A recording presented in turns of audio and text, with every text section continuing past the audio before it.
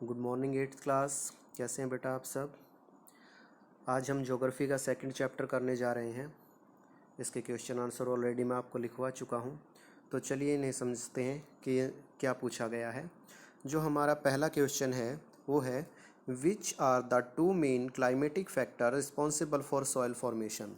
जो हमारी मिट्टी है इसे बनने में कई वर्ष लग जाते हैं, हज़ारों वर्षों में इसका निर्माण होता है। तो जो चीज़ें इसको बनने में सहायता करती हैं वो है, पहली है पेरेंट रॉक, यानी कि चट्टानों के भ्रूण से जो है इनका निर्माण होता है मिट्टी का। सेकंड होते हैं हमारा क्लाइमेट, और जिसे हम जलवायु कहते हैं।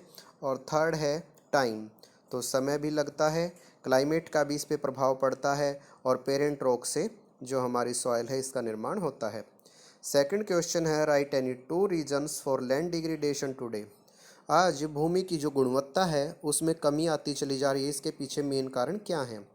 तो इसके पीछे कारण है factors which lead to soil degradation are deforestation. पहले कारण है डिफोरेस्टेशन, यानी कि जंगलों का कटाव किया जा रहा है लगातार, उसकी वजह से। दूसरा है ओवरग्रेजिंग, यानी कि जानवरों के लिए जो चारा वगैरह लिया जाता है, यूज़ किया जाता है, वो काफ़ी ज़्यादा मात्रा में बढ़ चुका है, तो इस वजह से। तीसरा है over use of chemical fertilisers. आज हम बहुत ज़्यादा केमिकल फर्टिलाइज़र्स का जो है खेतों में इस्तेमाल करते हैं, जिन्हें रासायनिक उर्वरक कहा जाता है।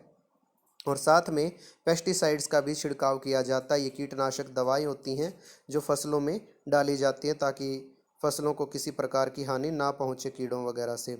इसके अलावा रेन वॉश, पानी की वजह से भी जो है मिट्टी का कटाव हो जाता है।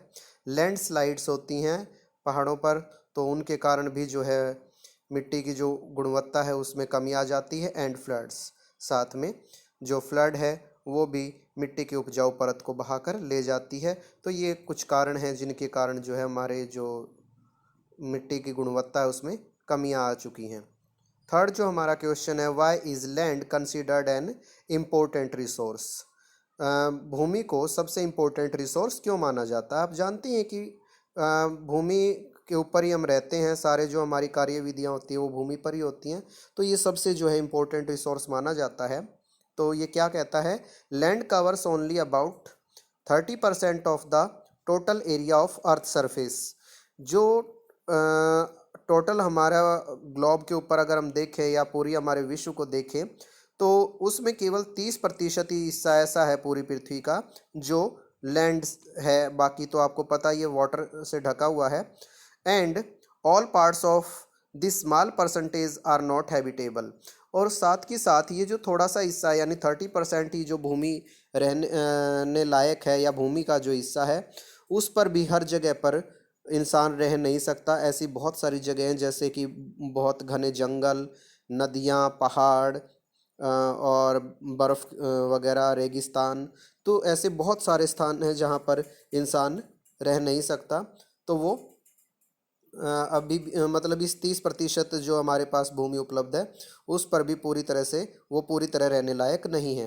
It is used for different purposes. जो बची हुई भूमि है, जो अच्छी भूमि कह सकते हैं हम जिसको, वो अलग अलग हमारे मकसद के लिए यूज़ की जाती है। सच एज एग्रीकल्चर, हम अपना जो खेती बाड़ी है, कृषि है, वो इसी पर करते हैं। फॉरेस्ट्री, जंगल इसी पर उगे हुए हैं। माइनिंग, खानें वगैरह खोदी जाती हैं खनिज प्राप्त करने के लिए। बिल्डिंग्स वगैरह बनाई जाती है, हाउसेस बनाए जाते हैं।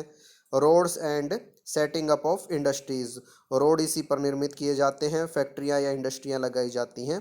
तो ये सारी चीज़ें हैं वो भूमि पर ही पॉसिबल हैं और कहीं नहीं। तो आज हम ये सिर्फ 3 क्वेश्चन ही करेंगे, बाकी के जो 2 क्वेश्चन और इस चैप्टर के बचे हुए हैं वो हम कल करेंगे। तो God bless you. Okay, thank you very much.